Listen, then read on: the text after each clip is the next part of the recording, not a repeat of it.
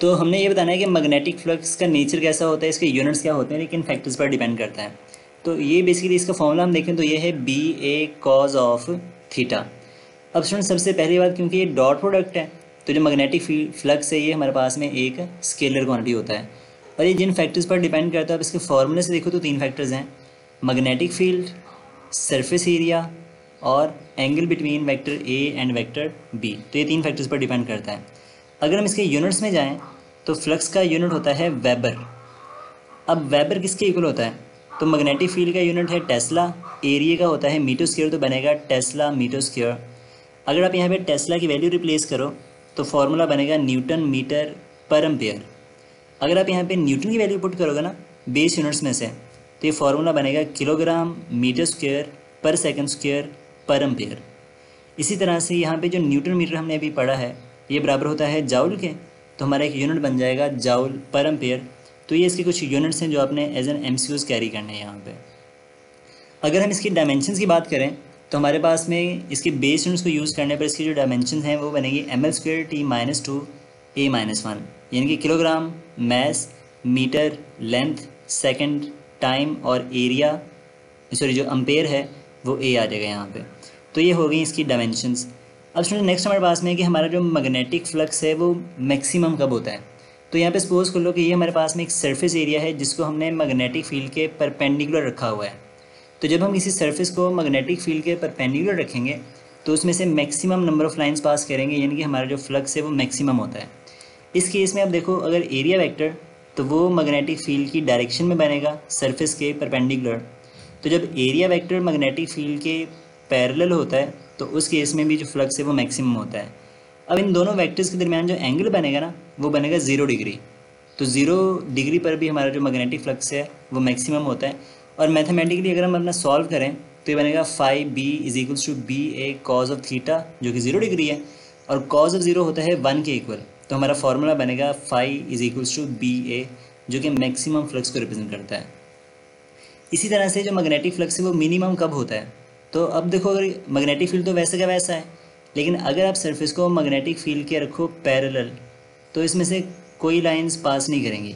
तो इस केस में हमारा जो मैग्नेटिक फ्लक्स है वो मिनिमम होता है जब सरफेस एरिया मैग्नेटिक फील्ड के पैरेलल हो। लेकिन इस केस में जो एरिया वेक्टर है वो बनेगा सरफेस के परपेंडिकुलर, यानी कि मैग्नेटिक फील्ड के भी ये परपेंडिकुलर बनेगा। तो जब हमारा एरिया वेक्टर मैग्नेटिक फील्ड के परपेंडिकुलर होगा तब भी फ्लक्स मिनिमम होता है। और इस केस में दोनों वेक्टर्स के दरमियान जो एंगल है वो हो गया 90 डिग्री, तो इस केस में भी जो फ्लक्स है वो मिनिमम रहेगा। तो अगर आप इसको फॉर्मूले में पुट करो तो बनेगा phi B is equal to B A cos of 90 degree. Cos 90 होता है 0, तो हमारा जो मैग्नेटिक फ्लक्स है वो भी 0 के इक्वल आएगा, यानी कि मिनिमम आएगा। तो जब हमारी सरफेस मैग्नेटिक फील्ड के परपेंडिकुलर होती है तो flux maximum, area vector magnetic field के पैरेलल होगा तो भी फ्लक्स मैक्सिमम। लेकिन जब हमारी सरफेस मैग्नेटिक फील्ड की होती है पैरेलल और एरिया वेक्टर मैग्नेटिक फील्ड की होता है परपेंडिकुलर तो फ्लक्स होता है मिनिमम।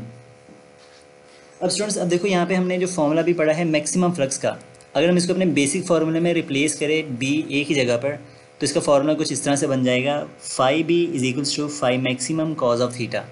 अब यहाँ पे अगर हम कुछ एंगल्स की डिस्कस कर लें कि किस एंगल पर कितना फ्लक्स होता है, तो मैं 2-3 एंगल यहाँ पे कंसीडर कर लेता हूँ। Let's say 30 degree. तो अगर आप बात करो कॉज ऑफ 30 की, तो कॉज 30 की वैल्यू होती है स्क्वायर रूट ऑफ 3/2, तो हमारा फ्लक्स बनेगा phi is equals to square root of 3/2 times of the maximum flux. यानी कि जब हम अपने सरफेस को 30 के एंगल पे रखेंगे मैग्नेटिक फील्ड में तो 86% फ्लक्स उसमें से पास करेगा।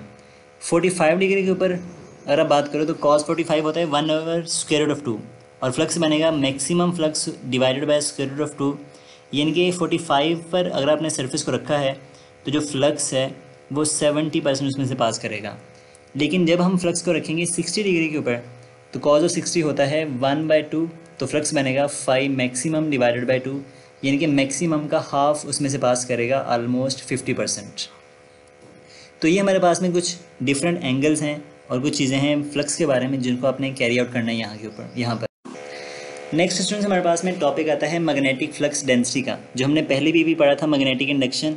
तो मैंने वहाँ पर भी बताया था कि मैग्नेटिक इंडक्शन का दूसरा नाम होता है मैग्नेटिक फ्लक्स डेंसिटी।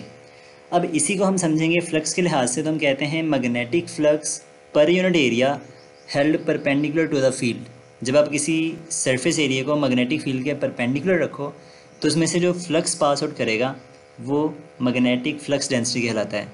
और हमने अभी भी फार्मूला पढ़ा था phi B is equals to B dot ए।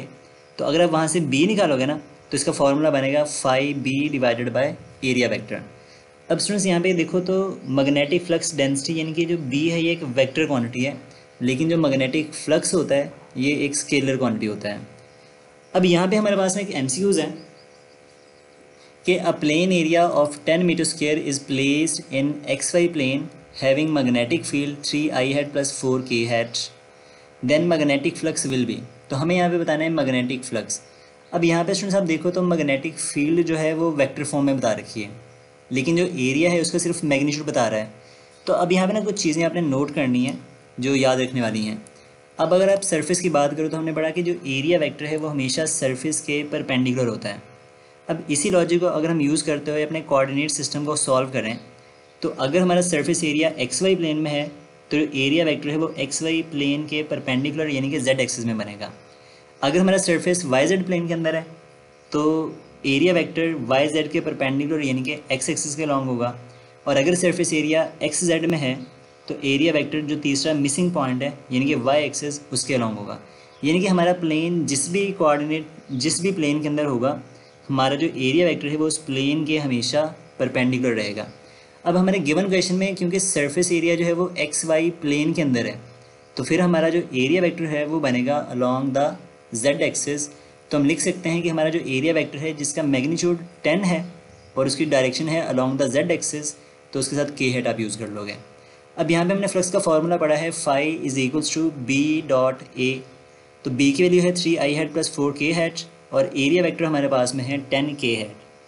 अब स्टूडेंट्स हम जानते हैं कि डॉट प्रोडक्ट के केस में सेम टर्म्स को मल्टीप्लाई करवाया जाता है, बाकी सारे फैक्टर ज़ीरो हो जाते हैं।